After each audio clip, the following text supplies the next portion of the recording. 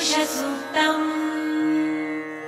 ॐ तच्छं योरावृणीमहे गातुं यज्ञाय गातुं यज्ञपतये दैवी स्वस्तिरस्तु नः स्वस्तिर्मानुषेभ्यः ऊर्ध्वं जिगातु भेषजम् शन्नो अस्तु द्विपदे शं चतुष्पदे।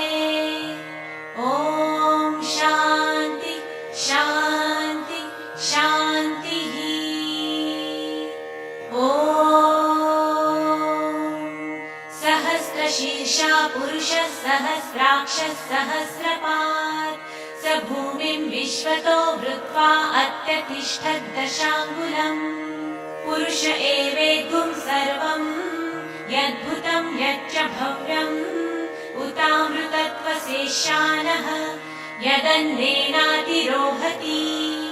एतावानस्य महिमा अतो जायागुंश्च पुरुषः पादोऽस्य विश्वा भूतानि त्रिपादस्यामृतं दिवि।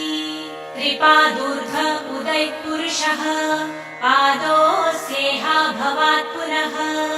ततो विश्वं व्यक्रामत् शासनानशनेऽभि।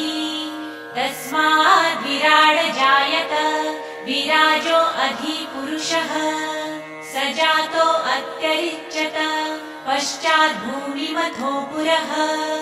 यत्पुरुषेण हविषा देवा यज्ञमतन्वत वसन्तो अस्यासिदाजम् ग्रीष्म इद्मः शरद्धवीः। सप्तास्यासन् परिधयः त्रिसप्तः समिधः कृताः। देवा यद्यज्ञं तन्वाना अबध्नन् पुरुषं पशुम् तं यज्ञं बहिर्षि प्रोक्षन् पुरुषं जातमग्रतः। तेन देवा अयजन्त साध्या ऋषयश्च ये। तस्माद्यज्ञात् सर्वभूतः संभृतं पृषदाज्यम्।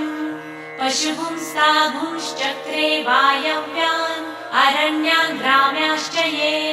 तस्माद्यज्ञात् सर्वभूतः ऋचः सामानि जज्ञिरे छन्दागुंसि जज्ञिरे। तस्मात् यजुस्तस्मात् जायत तस्मादश्वा अजायन्त ये केचोभयादतः।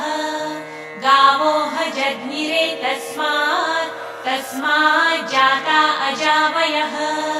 यत्पुरुषं व्यदधुः कतिधा व्यकल्पयन् मुखं किमस्य कौ बाहु कावुरुपादावुच्यते।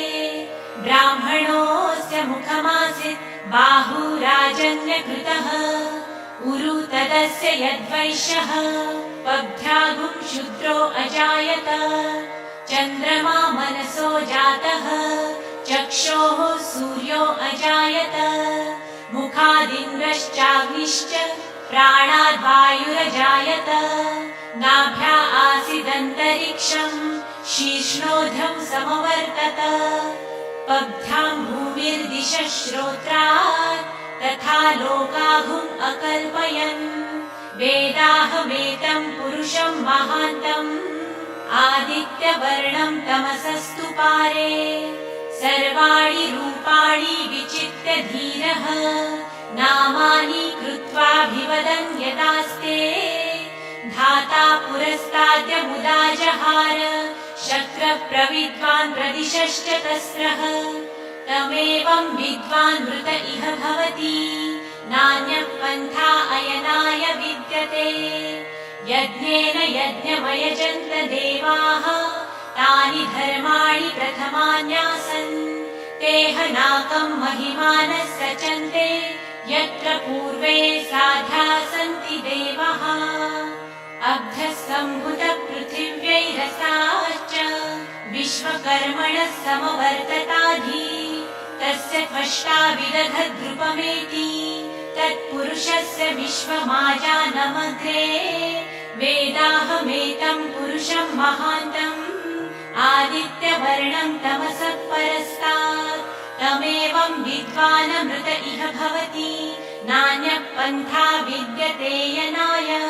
प्रजापतिश्चरति गर्भे अन्तः अजायमानो बहुधा विजायते तस्य धीराः परिजानन्ति योनिम् मरीचिनां पदमिच्छन्ति वेधसः यो देवेभ्य आतपति यो देवानां पुरोहितः पूर्वो यो देवेभ्यो जातः नमो रुचाय ब्राह्मये रुचं ब्राह्मं जनयन्तः देवा अग्रे तदब्रुवन् यस्त्वैवं ब्राह्मणो विद्यात् तस्य देवा असन्वशे ह्रीश्चते लक्ष्मीश्च पत्न्यौ अहोरात्रे पार्श्वे नक्षत्राणि रूपम् अश्विनौ व्यातम् इष्टं मनिषान् अमुं मनिषान् सर्वं मनिषान् ॐ शान्ति